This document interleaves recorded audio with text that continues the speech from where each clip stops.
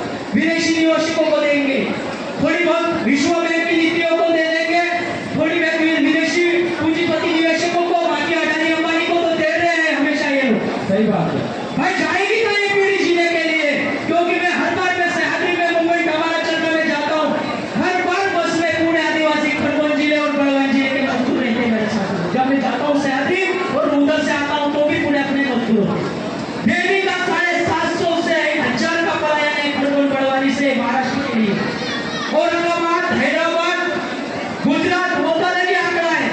ये व्यवस्था बन गई अपने खिलाफ में, उस व्यवस्था के कारक और कारण को कैसा समझोगे आप लोग? आपको पड़ी है नाचने की, रास्ता में वैसे भी आवड़तं फुडी खेलनो आखो है, वे भी आदिवासी से लेकिन समाज बचेगा कैसा इसके सोचो। गांव-गांव में कंटेनर हिल के आइडियोलॉजी को खड़ा करो, गांव-गांव में इनके विचार, इनके क्रांतिकारी विचार, सिद्धांत और विचारधारा को पहुंचाओ। बंद कमरे में सामाजिक हानि करो, समाज बचेगा कैसे? बचाना समाज बचेगा तो हमारा अस्तित्व रहेगा, हमारी इज्जत रहेगी। समाज में रहेगा तो कुत्ते की तरह मार दिए जाएंगे हम लोग। इसीलिए जाते जाते 4 लाइन बोलूंगा उन लोगों के लिए जो इस देश से आदिवासियों का वजूद खत्म करना चाहते हैं। अरे हमको सता के देख ले जालिम, तेरी ताकत जहां तक है। हमको सता के देख ले जालिम, तेरी ताकत जहां तक है। हम भी देखते हैं तेरे अत्याचारों की सरहद कहां तक है। हम भी देखते हैं तेरे अत्याचारों की सरहद कहां तक है। हम भी बिरसा और ठंडे को क्या करके रहेंगे, रोक सके तो रोक ले, लगा ले अपनी ताकत, तेरी ताकत जहां तक है। जय बिरसा, जय आदिवासी, जिंदाबाद।